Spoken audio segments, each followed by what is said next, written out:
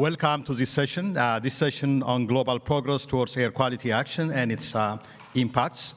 I'm going to be, team tagging with Pallavi, who will be moderating the panel.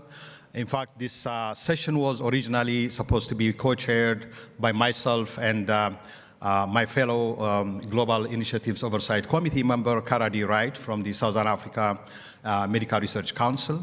But she couldn't be here, but she was very much involved in the planning stage as we put this session together. So as was provided in the program, this session will highlight the global progress towards clean air and examine the role of data and evidence towards policy progress. And the focus, even though it's going to be global, as a whole, but it's going to be focusing on the low and middle income countries for reasons that I'm going to point out as I make my introductory remarks. We have two speakers, Maria Neira and Forrest Rabinet. Maria is going to join us remotely. She will give her presentations through Zoom. And they will give two complementary presentations, with Maria focusing on the global overview of progress and Forrest focusing on exploring opportunities for focusing on the residential sector, so they will be complementary in nature, and he will highlight progress towards clean cooking and clean energy access. And as in the program, this will be followed by a panel discussion that will involve a number of us, including myself. The talks will be 10 minutes each, and so please hold your questions, because we will have a dedicated question and answer session at the end after the two brief lectures by Maria and Forrest. So I'm going to give a few introductory remarks in order to just set the stage, and then I'll pass on to Maria and Forrest. Okay, so the slides that I'm going to show you are actually taken from the State of Global Air work that HAI has been spearheading for a number of years now, and quite consequential.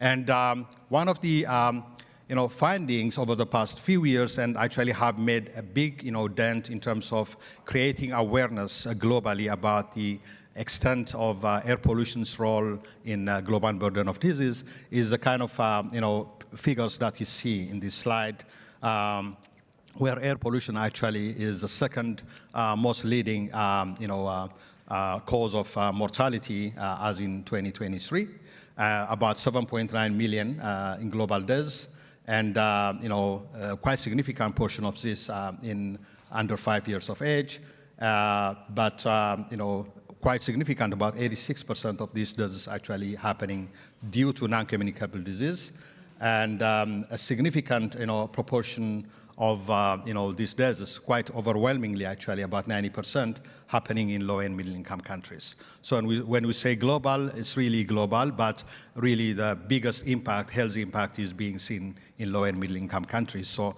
our talks and our discussions will rightfully focus on this fact.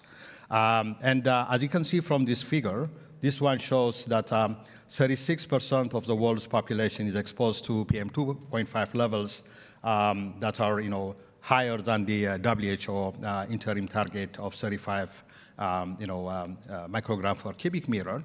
But that's a little bit deceiving, because if you look at the map, the majority, blue is actually kind of on the low side, and the redder the color, is actually the more heavy the impact. So even though we say 36%, really we can see actually where the impact is going to be felt or being felt actually, as is shown in this map. And then the number of deaths linked to ambient PM2.5 and ozone exposure have increased. And then again, kind of parallels, with some variation, the map that we see is that we're really seeing the brunt of the impact on sub-Saharan Africa and parts of Asia as well.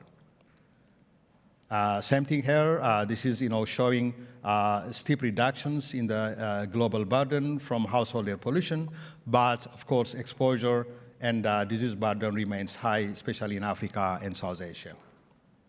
Okay. So just to set the frame and pass it on to the speakers, actions are being taken to improve air quality, especially in key sectors, including energy, transport, and residential fuel use. Then this could actually lead to health benefits, as we have heard yesterday from the accountability studies, and which is actually kind of an impetus for why we need to act. The rest, the two talks and the panel discussion really will focus on these, highlights. So I don't want to take up too much time, so I'm going to stop here for my brief remarks to set the stage. And now I have the pleasure of introducing our first speaker, Maria Nera, who is, formerly WHO director and currently a senior fellow of the Clean Air Fund. Maria is going to have her presentation remotely, and I believe she doesn't have slides, so she will just continue. Maria, do we have you? Perfect. All right, so please take it away. Thank you very much. Let me confirm if you can hear me and see me, okay? Yes. Perfect. Well, thank you so much for this opportunity to talk about one of my favorite passion causes or mission or whatever we want to call it. Obviously, I will love to be with you, but because I'm sure that there are many common friends that I will have soon, hopefully, the opportunity to say hello, and I hope you are enjoying this incredible meeting. Very timely, the geopolitical situation is reminding us how important it is to talk about air quality in general, because it's so much related to the sources of energy we are choosing, the geopolitical situation, and the type of development we are choosing. Dear colleagues and friends, again, thanks for the opportunity to invite me. Because I have few minutes, I want to concentrate with you on few messages. From a global perspective, let me tell you where I think we have been watching and testing some progress. Where we have progress is in the fact that we have a very solid air quality guidelines by the World Health Organization. And as you know, when I say the World Health Organization, means with partners. I'm sure that many scientists present today have been participating directly or indirectly to make sure that we have the best possible air quality guidelines, good interim targets, the very solid scientific evidence, the ones that we can all say no excuses. Here are the guidelines, here are the recommended standards if you want to protect people's health, and something that we can all try to promote as much as possible. So this is clearly progress. There has been progress where you have a very engaged civil society community engaged on doing advocacy, on raising awareness, on using social media to pass around the message on the terrible impact of bad quality of the air we breathe in our health.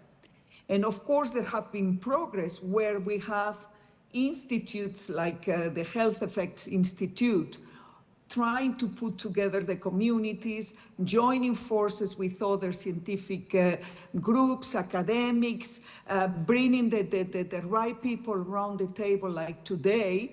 And this is as well the guarantee of having progress in some places. Maybe we will not be able to measure it on a very concrete way, but definitely where the scientific community, the academics, and all the professionals engage on the importance of air quality, we have been seeing progress.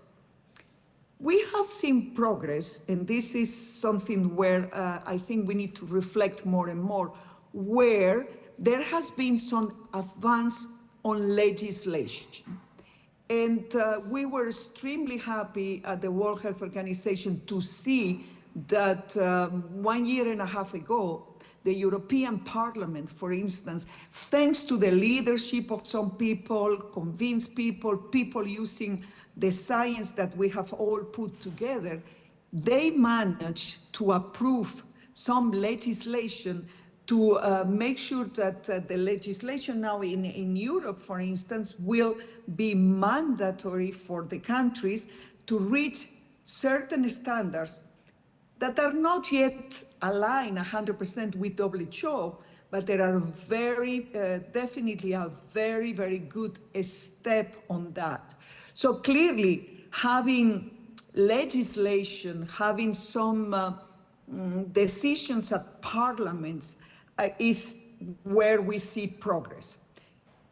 The other places where we see progress, and again, this is a very important signal and an important door that we cannot miss and use to move obstacles, is where mayors, they have a vision.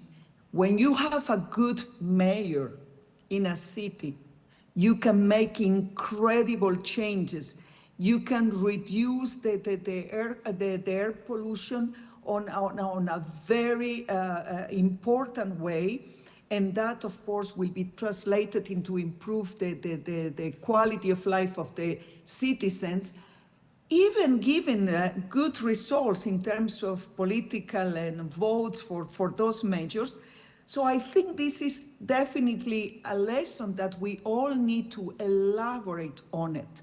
If you have a good leader at the local level, and then we use our advocacy, our science, our commitment, that the legislation, even if it exists, then you can move mountains.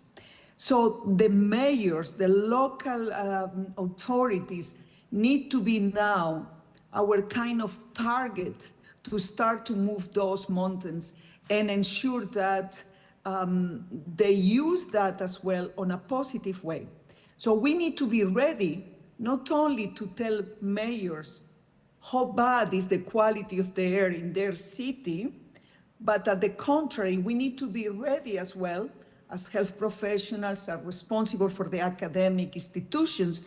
We need to be ready to quantify for them the health benefits in order for them to use it as a political argument and therefore support their actions that sometimes in terms of sustainable transport or other type of reducing emissions at the city level might not be very popular at the beginning. So we need to support them to provide those positive arguments for them to advance and then offer a city that will have a sustainable transport system that respond to the needs of the community, of the needs of commuting of the community.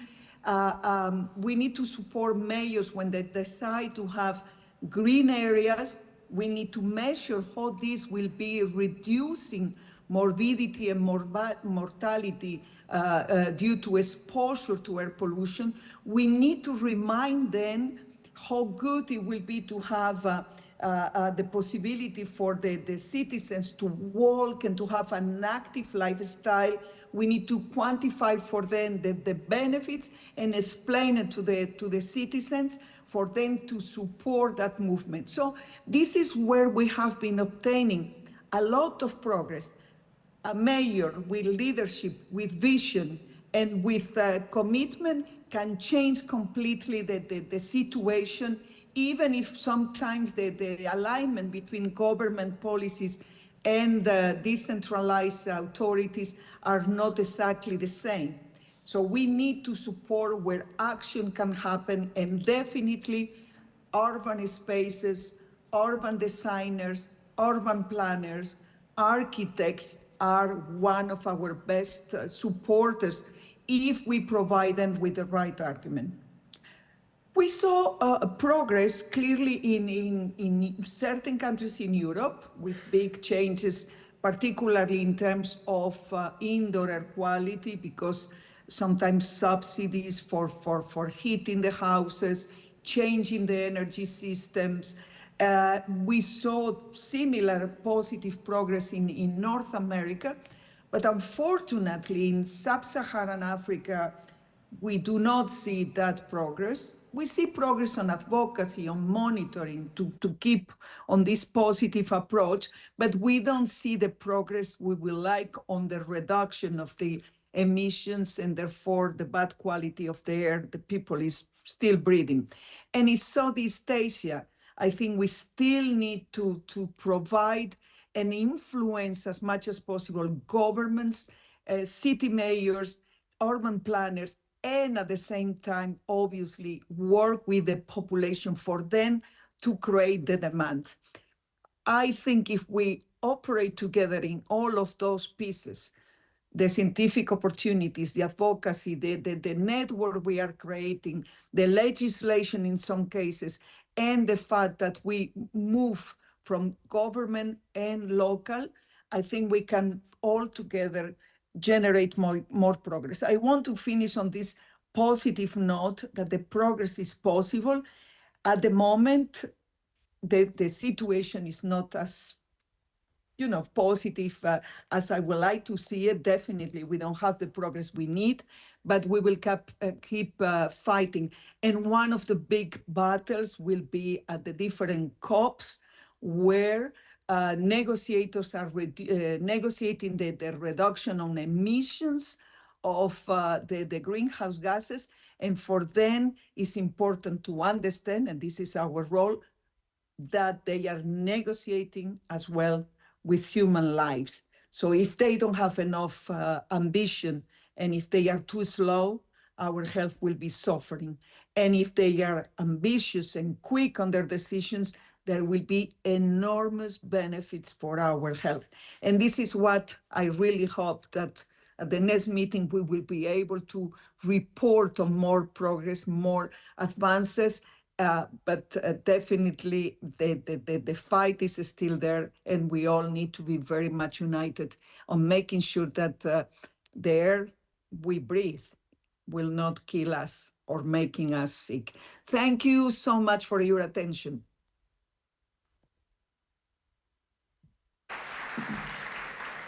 Thank you, Maria, for that thought-provoking talk. And you really can see with quite abundant evidence, actually, that she brings extensive experience and knowledge. And thank you for everything that you have done as part of WHO to advance the air quality monitoring, but also awareness about the health impact of air quality. I actually remember 10 years ago when WHO had like a regional conference, our meeting in Addis Ababa, Ethiopia, drawing many ministers, to the city. Again, those kind of actions have really made a difference, even though we have a long way to go. So thank you for that. We're going to hold questions until we have the second speaker. But Maria, please hope you will stay on for our Q&A sessions later on. So next, I would like to invite Forrest Robinette as our next speaker. And as we have him come up to the stage, I just want to say a few words about Forrest. He's a household energy expert, currently working as an independent consultant. He brings extensive experience with a lot of activities as part of the UN Global Cooking Stove Alliance, Berkeley Air Monitoring Group, and many others. And he will be focusing on the household energy section for his talk.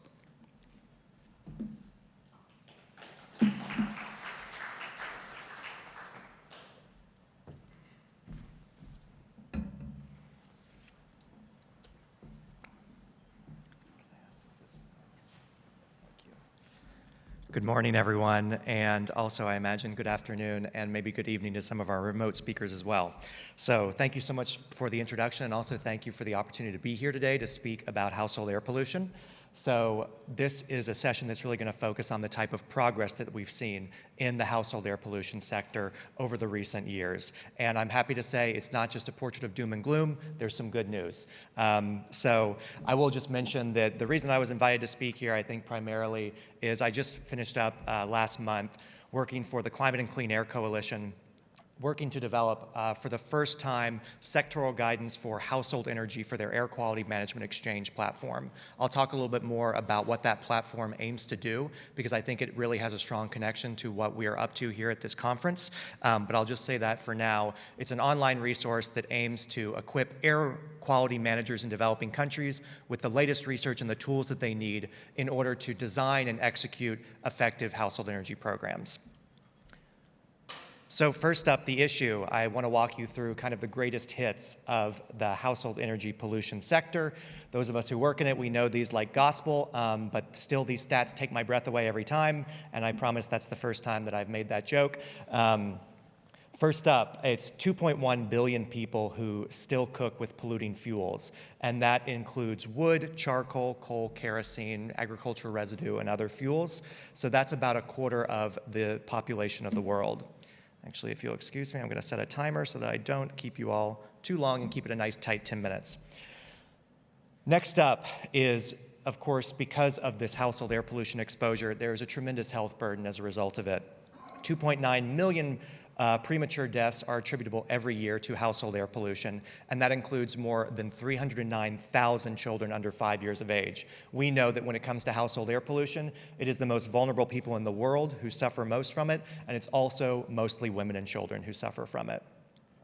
Next up, in terms of anyone here who has a particular interest in climate pollutants, especially short-lived climate forcers, the residential household energy sector is the single largest source of anthropogenic black carbon. As you know, as many of us here know, black carbon has a warming impact many times more intense than CO2. As such, reductions there can do a lot to limit global warming. And finally, we know that what happens inside doesn't necessarily stay inside. It goes out and it enters the ambient environment as well. So a study conducted, a systematic review in 2023, found that 12% and potentially even more of global ambient PM2.5 concentrations are attributable to household air pollution. So this is something that it doesn't just stay in the home, it moves out to the ambient environment as well and affects everybody, not just the people who might be cooking with an unclean stove, for example. Now, the happy part, global progress to date. What are some signs that we're moving in the right direction?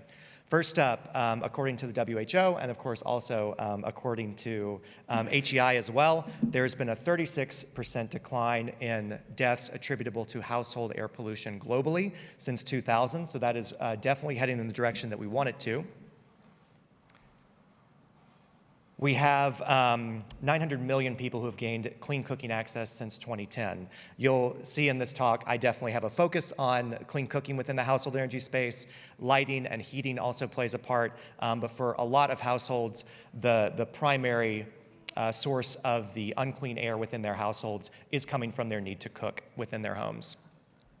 This was something that I found very fascinating that I learned as I was compiling the e-cooking sectoral guidance that I mentioned for CCAC.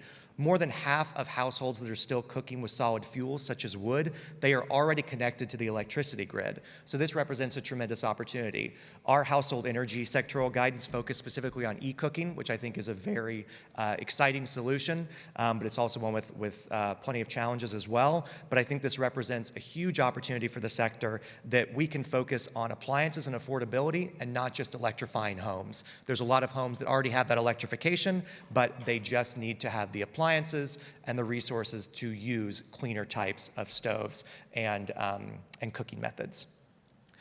This was really a fantastic development in 2024. The IEA Summit on Clean Cooking in Africa mobilized $2.2 billion in finance for clean cooking action. The residential energy sector has suffered from a lack of financing, a lack of support from governments, and then also from the private sector as well, private sector investment. So this was a really heartening sign that will hopefully stop one of the bottlenecks that's prevented further progress. Also, this is the sectoral guidance that I mentioned. I want to shout out my master's project advisor. His name is Saprendu Patanayak. I imagine many of you all know him. He talked about, as well as many others talk about, this idea of the know-do gap, the gap between what we know and what we are able to do with that knowledge. And I think this conference is so well situated in terms of that idea, especially with yesterday's fantastic session on accountability research. So I really want to celebrate CCAC for taking this step to make sure that air quality managers in developing countries who often lack the technical expertise or sometimes they just lack the knowledge of all the resources out there, this is meant to be a one-stop shop that allows them to get all of that knowledge accessible to them and then to turn it into meaningful action on the ground in the countries that they work in. So the CCAC launched this new AQMX household energy guidance at UNEA 7 this past December, and we're continuing to socialize it with key stakeholders throughout the sector. And now I want to highlight two specific stories of progress that I think should give us all some hope. The first is from Kenya. I think Kenya shows the power of when a country takes seriously the importance of interministerial coordination and developing a comprehensive and coherent national plan for dealing with something like household air pollution. So Kenya has made tremendous strides in increasing the energy access of its, increasing the electricity access of its population. They were around 20% access in 2010. They're greater than 75% today. So that represents a tremendous opportunity for these households that are already electrified. Many of them still cook with extremely polluting fuels, and they suffer the health, the livelihoods damages and harms because of it. So Kenya established a national e-cooking strategy in 2024. It includes some really innovative financing methods such as pay-go and on-bill financing. This has allowed a lot of those households that normally wouldn't be able to afford cleaner cooking appliances to have access to them. We know that those of us who work on household energy, the people who suffer the most from household air pollution, are the most vulnerable people in the world. They're often the poorest, and they often live in the most remote areas. So I think it's fantastic that Kenya in this national plan is prioritizing social justice outcomes as well. And I think the key takeaway from the Kenya example is the fact that this national strategy creates a bunch of coherence across multiple different ministries, such as energy, environment, and health. We often find that household energy gets orphaned within government work, that one particular ministry, let's say Ministry of Energy, doesn't take it on, or even if it does have a home within a government, let's say the Ministry of Environment, it often is not coordinated and mainstreamed coherently throughout other ministries as well. So I wanted to highlight Kenya as a fantastic example there. And next up, hopefully in the interest of regional diversity, and also because Nepal is such a fantastic example here for another success story in terms of the clean cooking world and reductions in household air pollution. Nepal has brought what was already pretty high energy access, I keep saying that, pretty high electricity access, there is a difference, around 70% of its population in 2010, up to over 90% today. They're reaching extremely high levels of electricity access, and they're really harnessing the hydropower that is available to them in their country to do that. There are a few different organizations that are working on that. One is, and let me see if I can get my acronyms straight here because I always have a hard time remembering them, Nepal's Alternative Energy Promotion Center, or AEPC. They've been working with the Nepal Electricity Authority, as well as some international orgs such as INDEV and MEX to actually scale up the e-cooking that they want to, and they have an extremely ambitious national goal of 2.1 million e-cooking households by 2035. A few aspects of Nepal's strategy that I want to highlight. They've been using innovative tariff design in order to incentivize people moving to cleaner cooking solutions. They've taken a strong interest in appliance efficiency, noting that that's a key part of creating reductions on the ground and also making clean cooking affordable for the households that want to adopt it. And then finally, they're also keeping in mind the cultural fit. For example, a lot of Nepali households or families might be reluctant to move to an electric stove that might not allow them to cook some of the dishes that they're most used to cooking for their families. So this strategy really takes all of that into account to make sure that any recommendations or appliances or programs that they have are responsive to the cultural situation on the ground. And I'll close out with my final slide here, just on some key takeaways that I think of all these different success stories that I looked at in drafting the e-cooking sectoral guidance. This is some of the things that stuck out in terms of what makes for a successful program in reducing household air pollution. First, you all probably know a lot about the issue of stacking. So unfortunately, because households will often use cleaner cooking methods alongside dirtier methods and methods that are more harmful for health and the environment. We find that unless that use of the cleaner method is exclusive, that they are often not going to see the health and the climate and environment benefits that we want to see. So finding some way to disincentivize use of those dirtier methods of cooking is really important. Also, we've had a fascinating geopolitical situation recently. I wouldn't call this a clear lesson. Instead, I would say this is an emerging lesson. The Iran oil shock has, of course, turned the world a bit upside down in terms of energy, and household energy is no exception to that. There's been a surge in LPG prices, and this has pushed a lot of rural households back to charcoal and wood, which is devastating in many ways because you think about the work that went to moving these households beyond baseline, beyond the most polluting types of fuels, and because of the skyrocketing price of LPG, that's caused a lot of the progress to go backwards. So that's just something that I think successful programs need to keep an eye on, this ever-shifting energy landscape that we're seeing right now. As I mentioned in the Kenya example, I think they were particularly effective because they realized that clean cooking lives at multiple crossroads, such as health, gender, energy, and environment. I think when we silo something like household energy, that is really a discredit to the sector, and it prevents us from gathering together all the resources that we can and enlisting all the potential collaborators that we can to move this issue forward. And then finally, another thing that we found in our study of success stories, this is not in the household context, but institutional kitchens and productive use can be a great starting place for pilot programs in cleaner household energy. We find that often filters out to the household level because they build trust in those institutional and commercial settings. With that, I'm out of time, and I want to say thank you all so much for your attention. It's been a pleasure speaking to you.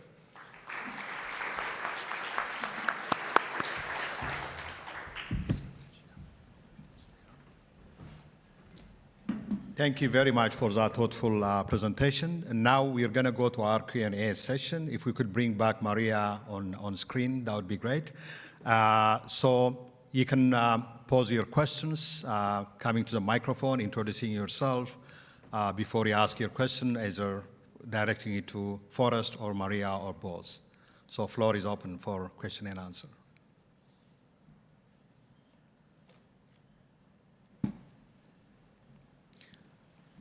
Do we have a microphone? I don't see one, right? Oh, perfect. Okay. Yeah. This question is for Forrest, right? My name is Dorothy Lesotho. I'm a PhD candidate at the University of Wisconsin-Madison. And the question that I had when you showed the access to electricity in Kenya and those that could potentially transition to using the EC, I'm just curious, was that in the urban centers or was it like across Kenya? I only say this because I worked in the clean cook stove space in Uganda, and my frustrations there were similar things you bring up, but also like the opportunities there. And also someone who, I am the statistic, when I go home, I use charcoal, I use firewood, and I know it's not good, but it's expensive. And one of the things that I found, at least in Uganda, when I compared the price, the unit price of electricity, to Wisconsin-Madison, it was 3 times higher compared to the per capita GDP. So I was just curious, the statistics that you showed, those who, are they just in the urban area or the rural area? Then another question, a World Bank project that I worked on, a cook stove project, we're promoting gasifier stoves to reduce firewood use. However, I think something similar I'm thinking about when it comes to the EC. We are asking people to change the way they cook. In Africa, if you've been to our homes, we don't cook for 3, 4, 5 people. Our families are large, and the ECs are still like really small. And so even thinking about, I want to cook for a family of 12 people, and I only have one EC, that is really limiting in how much food I can make for the family and the kinds of food I want to cook. And that's something that we also run into on this World Bank project, because the way people are used to cooking, it was usually they would like to sit, and the stove, we were asking them now, and we didn't, I think when we were doing this, we didn't think of the people in mind also with this stove. In the US or in Europe, people cook while standing for the most part, and here people want to sit, you know? So things like that that you're thinking about in terms of the EC and everything that goes along with the cultural and social aspect of that.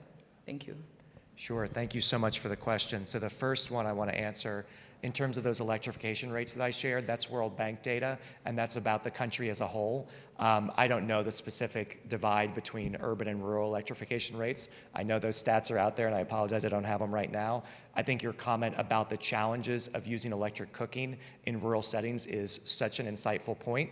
And then also, we've even heard from colleagues who've responded to our work that often there are challenges in the most urban settings. So for example, a colleague of ours from Nigeria in Lagos, he was saying, you're talking all about this electric cooking that you can institute. Often our electricity is not even stable enough to cook consistently with that. So I think you're absolutely right. I think electric cooking at the moment is more promising in the urban context and less so in the rural. And that's why I think you found that rural households are still relying more on LPG, which seems like the right bridge bridge fuel for the moment. The other question I want to answer, I so appreciate you bringing up all of these cultural aspects. If you have a chance, I would love to share with you both the Kenya national strategy as well as the Nepal strategy that I shared. One aspect of those that I think is so smart, they bring in behavioral change as part of those strategies. They specifically talk about what needs to happen to overcome the cultural resistance to, like you're saying, if you're just using a small stove, but you're cooking for a large family or a large household. They address those head on. And then I'll also point out for one of our partner organization, MEX, Modern Energy Cooking Services, they have e-cooking cookbooks that are specific to the regional context. It's like, here's how you make a traditional Ghanaian dish, for example, in an electric pressure cooker. And that's another attempt to I think, ease that cultural transition. Obviously, it's not going to be perfect, but those efforts are being made, and I think it's having a positive impact. Thank you. Sure, thank you. Great.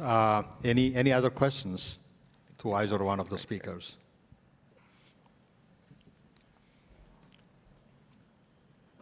Chris Griffiths, Oxford. Maria, we know that children often experience the most harms from air pollution. And being a lazy person, last week I asked ChatGPT to rank global cities by air pollution and child populations. And it came up with some interesting results.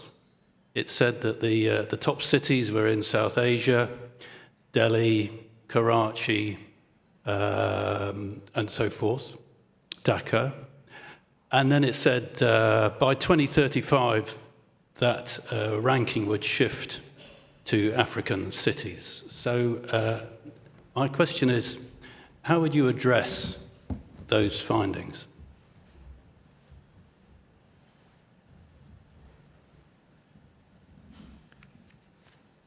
Maria, did you hear the question? Oh, sorry, I didn't hear that it was for me, but I'm happy to try to answer. Thank you very much. What would you do about that piece of data? Okay, thank you very much. If I may, I would like to add to the previous question the fact that what we are trying to do in Africa is to promote renewable sources of energy. I mean, solar panels, at least in the healthcare facilities, is part of the response we need to provide. And probably at the household level, this is something that needs to be as well promoted and discussed with the countries and the governments. There is no reason why in Africa, solar energy or wind energy is not becoming the first source of energy, particularly I mean, taking into consideration the conditions and the amount of the solar energy we can have in Africa. Regarding the funding, at the moment, the funds are not responding to the magnitude of the public health issue. And this is definitely extremely important. What we need to, again, at the COPs, at the negotiation on climate change, this is where I think we have an opportunity to make sure that everybody understands that the causes of climate change and the causes of air pollution overlap. And therefore, promoting the interventions to tackle the causes of climate change and using it very much to concentrate on those that will have an impact as well on the reduction of air pollution. The countries are now, some governments are now saying that they are not investing more on reducing air pollution because then their economic development will not keep advancing. And this is, as you know, we have now many economic arguments, demonstrations that this is actually totally wrong. Not only the externalities are not considering in the current economic studies, means that the price that our hospitals are already paying, the health system is already paying because we are not investing on reducing air pollution. And second, we can demonstrate as well that development, economic development, can be very well associated with the reduction on air pollution. I think the best example, and you will see a publication hopefully very soon, is where in China, they have a very positive and powerful slide where they can see that their GDP is going up while air pollution is going down. So for those governments that are still using the argument that you need to keep polluting, otherwise your economy will stop, we can tell them that this is, has been very well demonstrated now that this is the wrong policy choice. Thank you. Yeah, thank you. So maybe one last question, if it's a quick one, Kalpana. We're out. Yeah, maybe even if you can ask, my name is Kalpana Balakrishnan and I'm from India. Even if you can get to answering the question, just wanted to sort of put this two important things that are of specific relevance for one of the largest sufferers as well as contributors to household air pollution from India.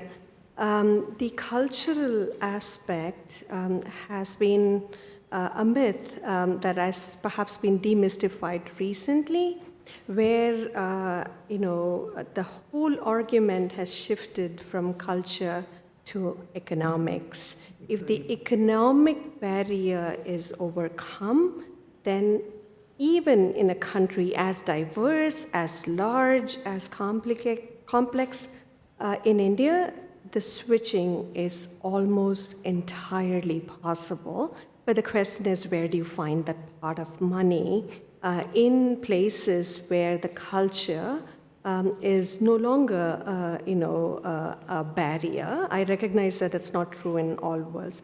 So how can we sort of move this global momentum on the economic investments? Because compared to all other sources, and Maria knows this in terms of having this discussion with World Bank, the economic argument for household air pollution not being cultural, being a small part of all the other sector investments, and being an argument for ambient air pollution and the returns coming on economic productivity as well as improvements in air quality.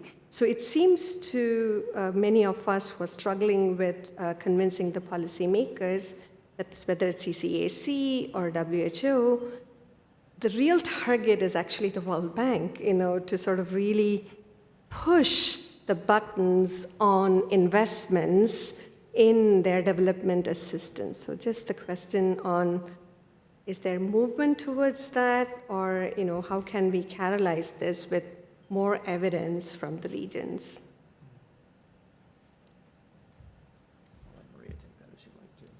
Dear Kalpana, I cannot agree more with you, and you know very well how difficult it is to convince the investors. But I think more and more, those arguments are now being very much on the table.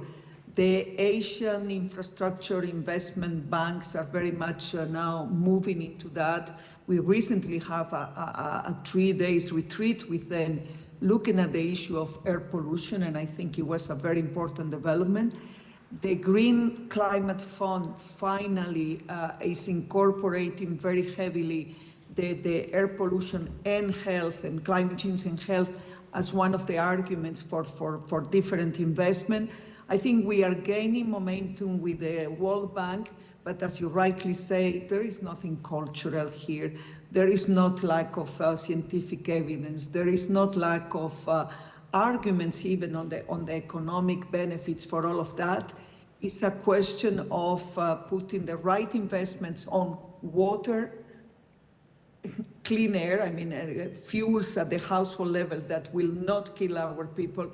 And there is nothing controversial there in terms of logic, but unfortunately it takes a lot to mobilize the funds in the right common sense direction, I'm afraid.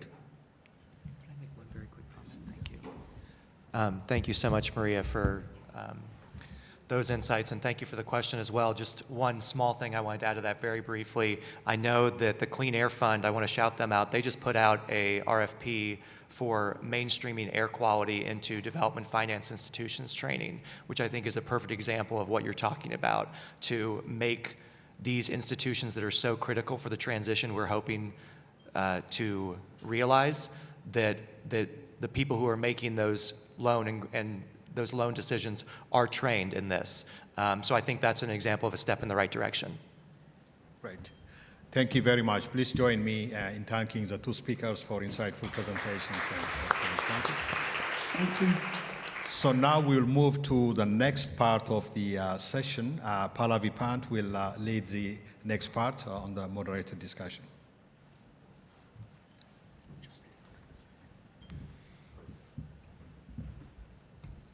Thank you, Kiros, and thank you, Forrest and Maria. I think that was a great setup for a world tour now, which we will try and cover in about 30 minutes. So we'll hear from 4 panelists. 2 are here in person and 2 are joining us virtually to dive a little bit deeper into the different regions and where they're seeing progress and opportunities for clean air action.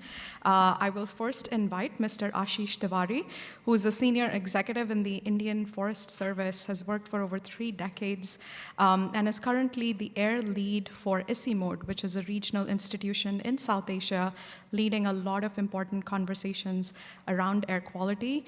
And I will request all panelists to maybe keep their initial remarks to 5 minutes so that we have an opportunity for discussion. So Ashish, I'll go to you first, and then I'll invite the other panelists. Yeah, please.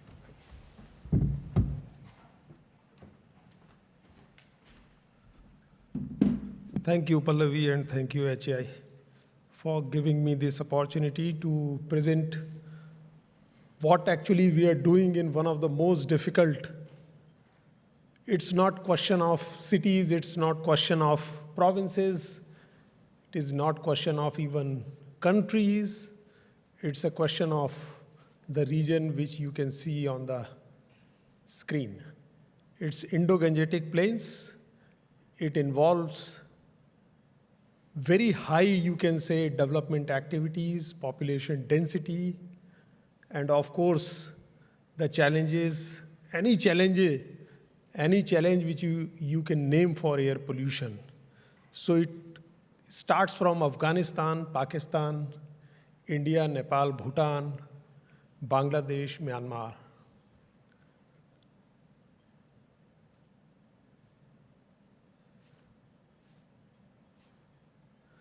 So this challenge is, of course, there, but as I was expected to tell about what are the developments, what are the progresses in this region. So one of the very significant progress which this region has made is like building very, very robust national strategies. Because if we talk of a city, then more than 40 to 50% of pollution comes from outside the cities. If you really want to do work within the cities on pollutions, we heard experts talking about London, etc. So that kind of intervention, if you want to take, then you would be reducing pollution PM 2.5 levels to the level of maybe 20-25%. But the real challenge is the transboundary, which comes from immediate vicinities of cities, of course, outside the provinces, and from the regional impacts. That is very important. So the challenge is not only on the sources, but challenges on coordination, the challenges on building national strategies, and challenges on building regional cooperation. We all understand the present very, very difficult geopolitics in South Asian region. So this is how we approach to this very, very challenging issue of air pollution by building robust national strategies. We know that China has done with a national strategy.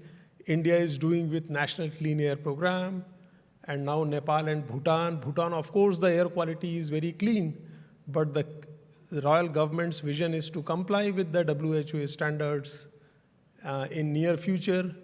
And the region has actually come together to resolve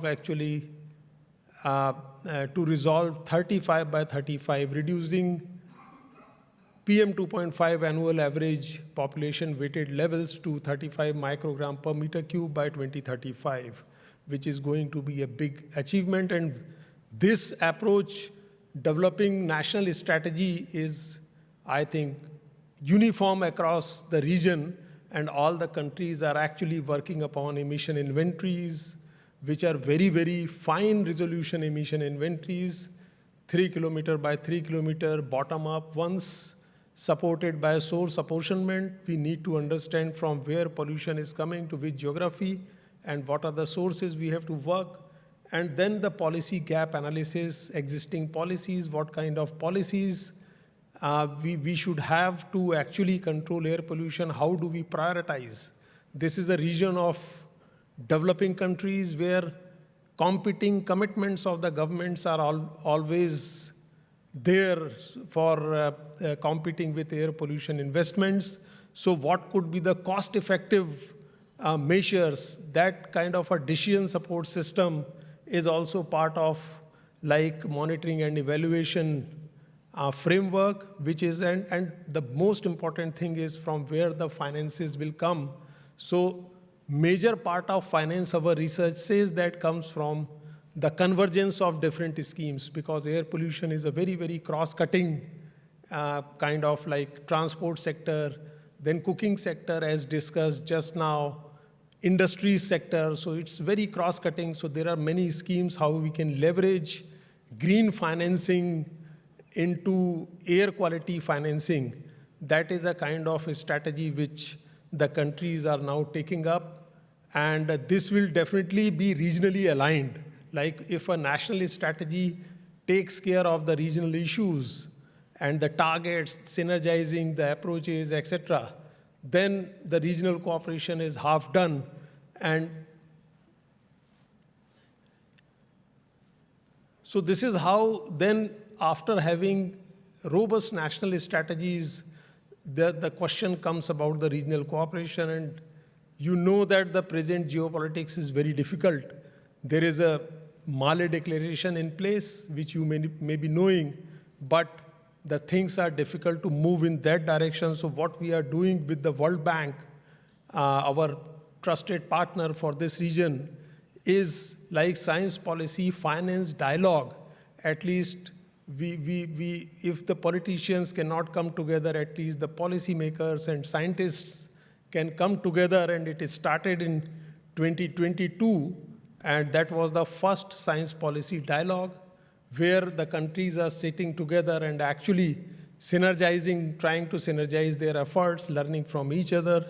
So that was started from Kathmandu, and then one outcome document also came. That was actually the resolution of 35 by 35 target. Then there was a Thimphu declaration, and third science policy finance dialogue recently held, and which has actually proposed a three-tiered platform for taking forward these discussions. One is the steering committee headed by the policymakers. Then there will be 3 thematic working groups. One would be working upon monitoring, another would be working upon the solutions, and third would be working upon the finances, which is very, very important. So these are some structured approaches which this region is actually taking up.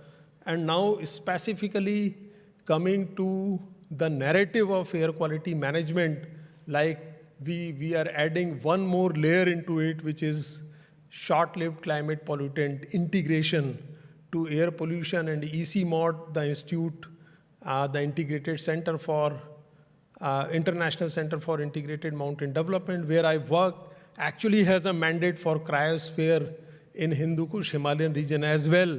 So integration of this air quality management with short-lived climate pollutant mitigation is also one of the very strong approaches which we are trying for, because it relates to cryosphere, you can say, well-being and the water security in downstream countries. Now coming specifically to the countries, what actually they are doing. So the programmatic approach has been adopted with the support of World Bank and ECMOD in this region.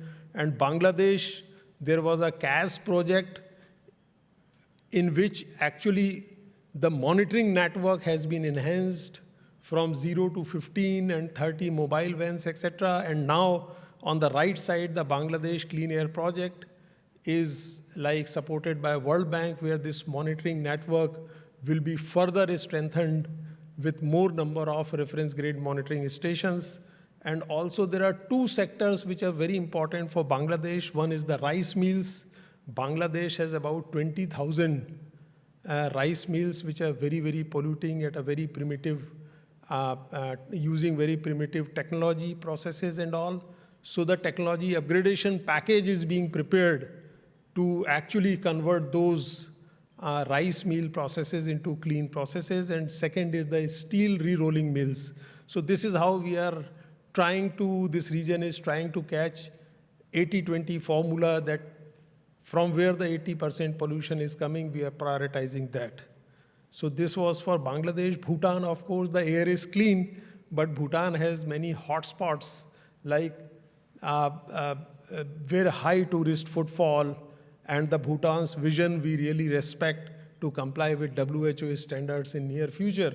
So we are developing national clean air strategy for Bhutan, and the Bhutan is also going for clean air zone intervention for UK, London. We have heard yesterday, Bhutan has also decided to go for 3 clean air zones. One is Pasaka industrial area, the other is Thimphu Thormid, and the third one is, I think, very ideal visionary example is the Gelefu Mindfulness City, which will have all kinds of environmental compliances. So that is also coming up in Bhutan. And the Bhutan has also come up with our support, the air quality dashboard, where the satellite data, the reference grade sensor data is integrated for informed policy decisions.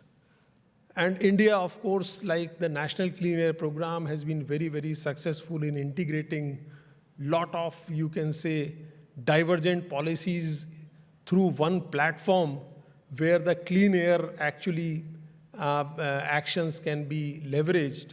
And we can see the results that out of identified cities, because earlier it started with city-to-city approach, but later on it also adopted airshed approach. And 19 cities have shown improvement in air quality out of 130 odd cities which were identified as non-attainment cities.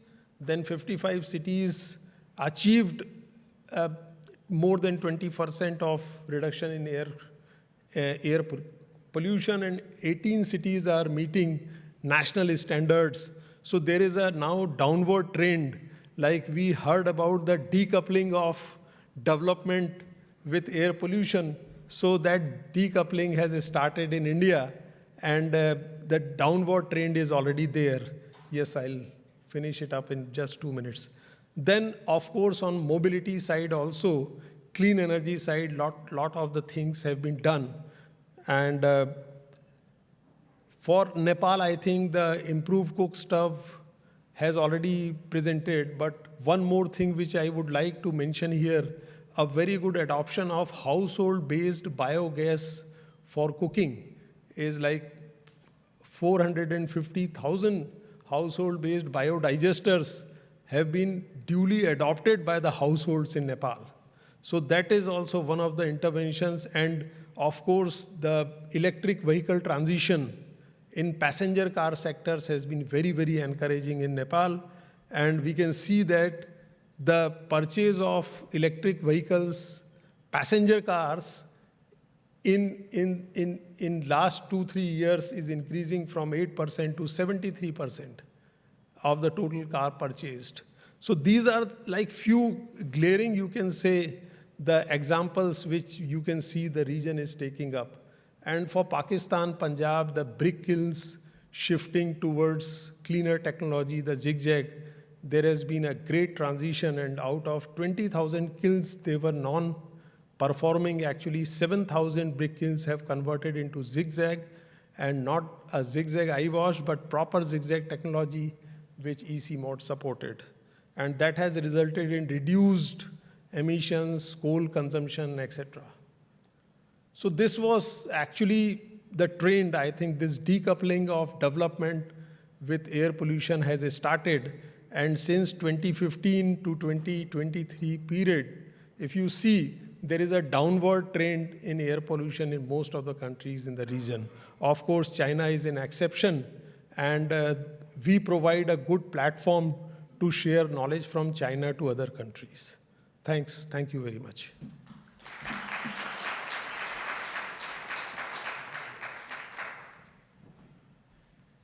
Thank you very much, Mr. Tiwari. And I think I'm just going to become infamous for rushing everyone, giving them notes. But we do have a world tour. So let's go now to Latin America. Jordi Pon, who's the regional coordinator for the Chemicals and Pollution Action Program at UNEP, is joining us virtually to talk a little bit about progress that's happening in the region. Jordi, over to you. Thank you very much. Good morning there in Chicago. I hope that you can hear me well and see the screen. Yeah, we can. Excellent. Hear you. Yeah. Okay, thank you very much. Greetings from Panama City. I wish I would be able to be there, but in any case, on behalf of the UN Environment Program, I'm very pleased to have the opportunity to participate, even on an online modality, to share with you some of the progress and situation and trends on air quality action in the region of Latin America and the Caribbean, and how the region is cooperating through this initiative, through the Intergovernmental Network on Atmospheric Pollution, in order to move forward and to strengthen the capacity of the region to improve the air quality. I would start by saying that the region of Latin America is also significantly impacted by and affected by air quality and by atmospheric pollution. Actually, this region has the highest urbanization rate in the world. More than 80% of the population lives in urban centers, and this creates millions of people that are exposed to levels of pollutant above the WHO guidelines. So it means that many people, hundreds of thousands of people is estimated to die prematurely each year due to this air pollution in Latin America and the Caribbean. It also, as it has been said, has a significant impact, economic impact as well, not only on health, but also on the GDP. This is a significant cost that economies of Latin America are also coping with. And the levels are still, as mentioned, above the guidelines. But we can observe, despite that it's difficult to compare because the quality of data, we have many gaps still in temporal trends. But we can observe in some cases that there is a slight reduction in the average annual concentration of PM 2.5 for different reasons. In some cases, basically because there is an improved vehicle fuel quality, that the fuel that is in the market has improved. For instance, the sulfur content, and actually transport is one of the main sources of pollution in the region, but not the only ones. Biomass burning, industrial emissions are also significant sources of atmospheric pollution. But we need to take into account all other emerging issues. For instance, in this region, forest fires has also impacted recently because of the increased occurrence and severity of the forest fires, which creates significant episodes of transboundary pollution. So all these things are also important to be taken into account. And how is the region, the governments in the region and the countries and the cities responding to this situation? We can see that still we have several gaps and challenges here. We can say that most of the countries and cities have established the institutional setting. So we have responsible authorities of air quality, we have the units, but there are some challenges and limitations of capacity, but we have our focal points and we have some institutional establishment there. We also are observing a progressive increase in the capacity to monitor and to measure air quality and atmospheric pollution, but still there are some particularly gaps also in that section, but we are also particularly concerned about some pervasive gaps that, for instance, many countries and cities do not have, for instance, air quality standards, mandatory air quality standards for PM2.5. And actually, in UNEP determining an assessment that about 1/3 of the countries do not have mandatory standards at all, and this is something that we hope that it will change in the coming years.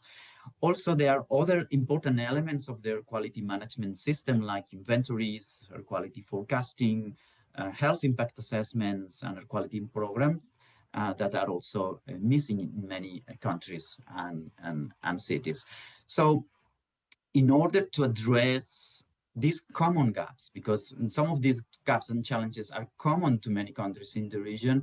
So the governments in the region, in the context of the Forum of Ministers of Environment, decided to establish like a cooperation platform, that is this intergovernmental network on atmospheric pollution, in order to cooperate, in order to address these challenges together, and with the objective to promote this technical exchange, to strengthen capacities, in order to harmonize national air quality management legislation and standards and monitoring methods, also propose policy options that has been proved successful in some countries in order to reduce air pollution, and all of these to develop and to implement a regional action plan that is the main piece, the operational piece of this cooperation platform.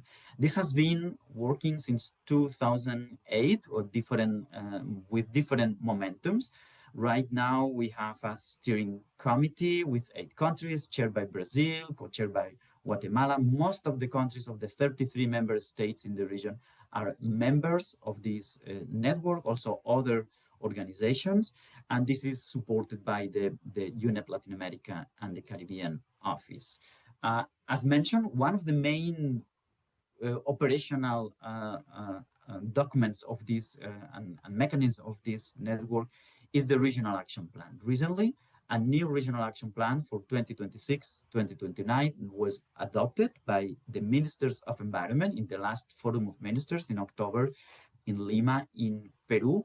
And this reflects what are the main actions that the countries in the region wants to cooperate, that needs to strengthen, both at the level of air quality management and regulatory development, but also what type of sectoral actions in residential cooking, transport, solid waste, agriculture, electricity, all the different actions that can be addressed in order to reduce atmospheric pollution in this sector.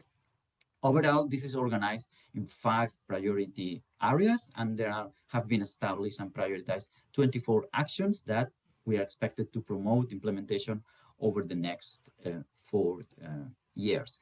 And just to conclude, this is a visual of the type of activities that we have been promoting over the last years in the region. As mentioned, from UNEP side, it's very important to promote and to guide on the development of ambient air quality legislation, taking into account the WHO guidelines, and from a very comprehensive and integrated perspective. And we have been disseminating, training, and promoting the adoption of these guidelines across the countries in the region. And we are doing that through gathering these practitioners, through in-person workshops, forums, but also virtually in coordination with our partners and colleagues from PAHO, WHO, and other organizations, in order to train and exchange knowledge on some of the issues that the countries have prioritized, like air quality monitoring, development of inventories, how to address critical episodes, and many others. We have also developed more recently a specific guidance on how to address and reduce emissions from the high impact sectors, from an industrial point sources. And all of this, and just to conclude, a reflection on a case study, how sometimes this has a more indirect impact but with direct results at the national and at local level. For instance, we organized a workshop on air quality monitoring and legislation in Colombia, in Medellin, for the countries of Central America, and we engaged people from both ministries of environment and ministries of health. And it's interesting to see how these communities strengthen the collaboration. And after these events, they collaborate, they get in touch.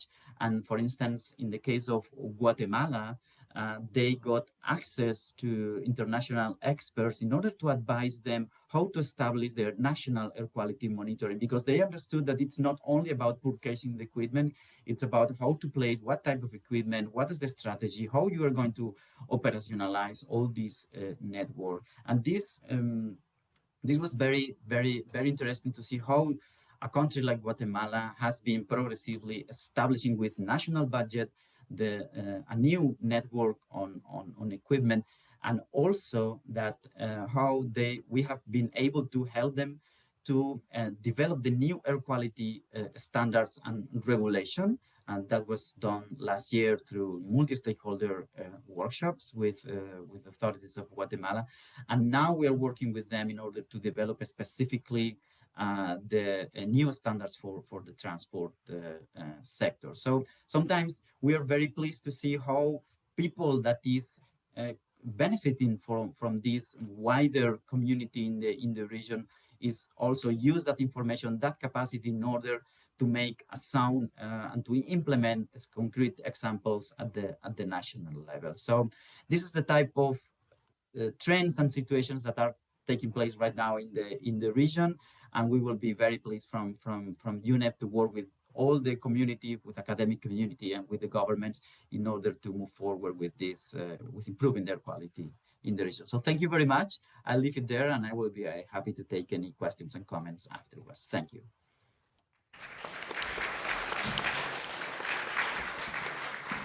Thank you, Jordi, for very rapidly synthesizing the extraordinary amount of work that you all have been doing over the last few years. We'll skip a few time zones and welcome Dr. Rebecca Garland, who's also joining us online from South Africa. She's a professor at the University of Pretoria and has been involved in a number of different activities. Rebecca, over to you. Oh, thank you very much. Yes, greetings from Pretoria, South Africa. I hope you're having a great meeting, and I'm sorry I wasn't able to be there with you today. When I was asked to reflect on research and data progress in Africa, I thought of a few different aspects, and I know that Kiros will talk after me about exposure and health impacts. So what I was thinking of when I think of the progress on air quality within Africa, and this is a researcher's view, I'm an atmospheric science researcher, the progress I really wanted to highlight and I think is growing and is critical, and it's been interesting, it's been highlighted in all of the presentations before me, is this growing Pan-African community and networks that address this issue or all of these intertwined issues. And they're working really, and many of them have achieved to really strengthen linkages not only between researchers or stakeholders, depending on their focus in Africa, but also then how this group of Pan-African researchers, stakeholders engages globally as well. And also then can support as an organization, as a network, to provide information to support decision makers. So in my brief time, I just wanted to highlight, my thinking of this both in discuss progress and research and supporting policy through this framing. So from a research point of view, I won't go into the specifics. As I said, I know Kiros will talk about some after me. There has been progress in measurements. There are still plenty of gaps, and I think these are especially large for trace gases. While PM is a very important species, and I've done a lot of research on it, trace gases really lag in the measurement. Another large gap, and as a group that does a lot of modeling, I would dare to say one of the largest uncertainties is estimating emissions. This is very important. It drives our model, but also drives the mitigation scenarios that we assess. We can't really understand the impacts of policies or mitigation measures if we don't know where we are now and what's already been done. And for this also, a little local data really can go a very long way. And if they're coordinated efforts across the continent, then we can get even more baseline information to provide a really good, it can really help to fill a gap needed for the global research community. For example, to run all of the global models that do air quality forecasting. If we don't have good information coming in, we won't have good information coming out either. One aspect I'd like to talk about is the African assessment, and that's helped to fill this gap, and also it can be seen how the community came together to work on this. So the African assessment, or the full name, the Integrated African Assessment of Air Pollution and Climate Change for Sustainable Development in Africa. I did have to write that down so I didn't forget a word. It was led by the African Union in collaboration with UNEP, CCAC, and SEI.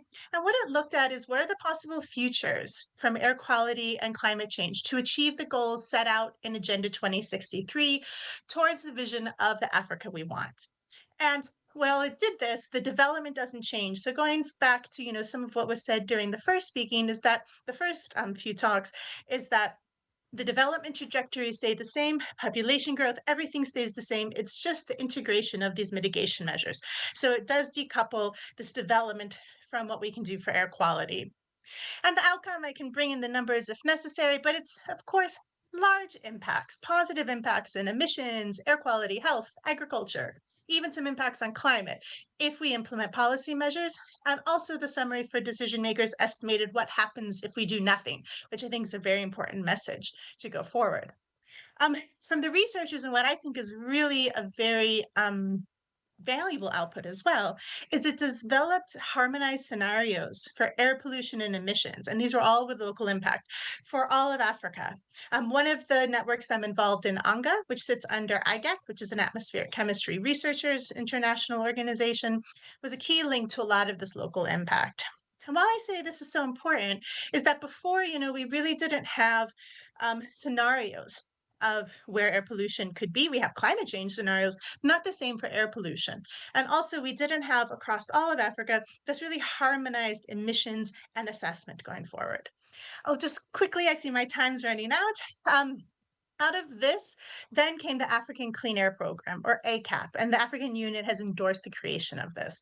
And this is now a continental platform to help to translate political ambition into coordinated implementation, focusing on policy, leadership, research, capacity building. It's a very long scope, and it highlights that, it provides an avenue for science to inform policy. And so just to sum up, I think the growth of atmospheric partnership, Pan-African partnerships and communities have helped to support this and really will continue to support this. It helps to improve research and our visibility. It's the old adage, the sum is greater than the whole, like the sum is greater than the whole. Also, speaking as an African-based researcher, there aren't many of us. We have to collaborate together in order really to answer all the gaps and to also, bring our expertise together.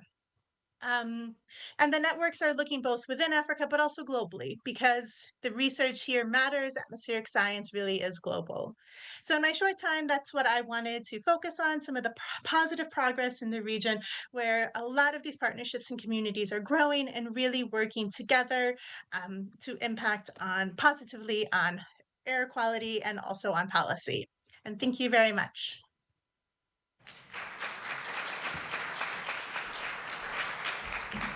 Thank you, Rebecca. And I think there's a very consistent thread across what Ashish presented and Jordi presented and Rebecca presented in terms of collaboration and regional action, which is wonderful.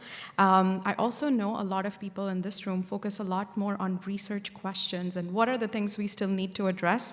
So Kiros, can I request you now to share some remarks as well on where we have seen progress in research and where we can go next? Thanks, Pallavi, and thanks, Rebecca, for making my job easier. I hope I'm going to be less redundant and try to be complementary. So I'm also going to be focusing mainly on Sub-Saharan Africa, but LMIC countries in general. So when it comes to research, really, I think the tools and the methodology, the computation power, but when it comes to environmental health and the impact of air pollution, we really have two components, the exposure side and the health side. So what I have observed over the last 15 years, as we went back to Africa many times, to start a research program, is that, there is a lot of progress over the last 15 years and more, but there are also very important gaps, both in terms of the sheer availability of data for exposure, but also the quality of the data and completeness of the data. And this is more pronounced in Sub-Saharan Africa and parts of South Asia and other parts of the world. So primary ambient air pollution data is becoming increasingly available, and this is due to some concerted research or funded research activities like the GeoHealth Hub, which I'm going to come back to a little bit later, but also other government-led or organization-led activities, but even more importantly, in fact, for the last few years until it was discontinued, is the U.S. Embassy program of monitoring air quality as well, which generated a lot of useful data. So the landscape has changed. And the other big development is actually new tools, low-cost sensors that are increasingly becoming more and more, precise and accurate, have really changed the landscape in terms of availability of air quality data. Satellite-based, remote sensing data is also contributing a lot, especially better if it's coupled with ground truth monitoring data on targeted areas. The Maya satellite project is a prime example with 2 primary sites in Africa and many other parts of the world as well. And then the other aspect is, of course, the emergence of machine learning and AI tools that have enabled both in terms of harmonizing and integrating data across different geographies and trying to, really make sense of a large amount of data that's probably, collected through various, or in various kind of degrees of accuracy. Of course, in the LMIC setting, ambient air pollution only is not the story. Actually, indoor air pollution is also very important, and that actually creates its own challenge in terms of the logistical and capacity, both in terms of human and technology. So, in that aspect, there is a lot of progress, but there is also a lot of gap to be filled, especially compared to the rest of the world when it comes to Africa. On the health side, again, there is a big gap because electronic health records are not readily available in many parts of the world. Something that we take for granted, just take a flash drive and download, years and years of mortality and morbidity data is practically impossible in the LMIC setting, as we have seen in some of our work. And that creates a lot of challenge in terms of trying to relate air quality to health impacts. Again, a lot of progress is being made in that area, but many gaps also remain. And hopefully, I think that's going to be resolved as we increase our technical capacity. Health impact assessment tools from WHO and the global burden of disease, data that I showed earlier and that HAI has been spearheading through SOGA has really changed the landscape, both in terms of new information, but also in terms of creating awareness. When we went, to the Eastern African countries 15 years ago, air quality was actually a luxury. When you mention air quality, it's only an urban problem, a problem of the rich. There are many, many other priorities that, this is actually not on the priority list. I think the GBD and, the fact that, air pollution actually is the second, highest, source of death has really changed the landscape. So I think that has actually created opportunities. So again, in terms of the research, I think a lot of progress, but many, many gaps that we actually need to address. But maybe where I will end, in my remarks is actually research by itself is not going to make a dent in terms of action or actionable policy. So there has to be the entire landscape all the way from awareness, targeted research, hopefully not redundant, but complementary, and then, trying to create a dissemination and policy pipeline that actually will translate the research into actionable policy and hopefully benefiting health and therefore motivating governments to actually contribute and really invest in it. So I think in that aspect, actually, again, a lot of progress, but really a lot needs to be done.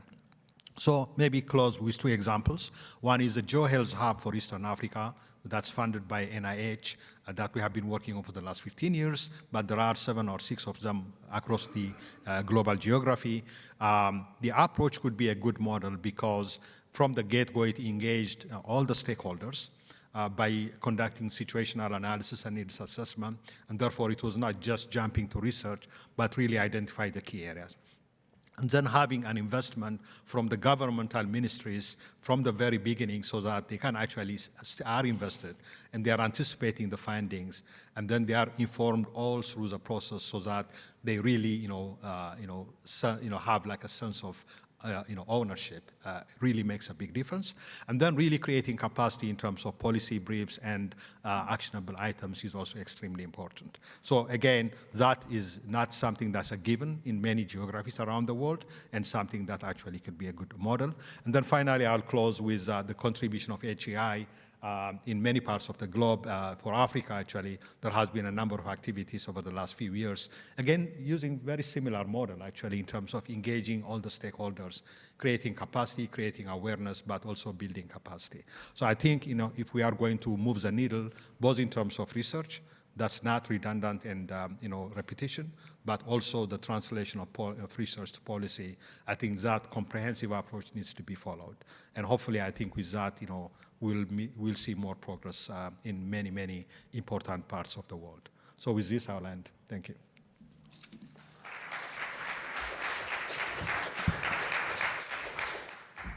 Thank you very much, Kiros. I think we have time for maybe 2 questions or comments in case anyone has a question for a speaker or any reflections. Mark. Peter Thorne, University of Iowa. I have a quick question. This follows on what Kiros was just saying, perhaps. How important is it for that exposure and mortality or morbidity data to be coming from a local or regional context to drive policy change and decision-making? Can it be extrapolated from one part of the world to that region and still be effective?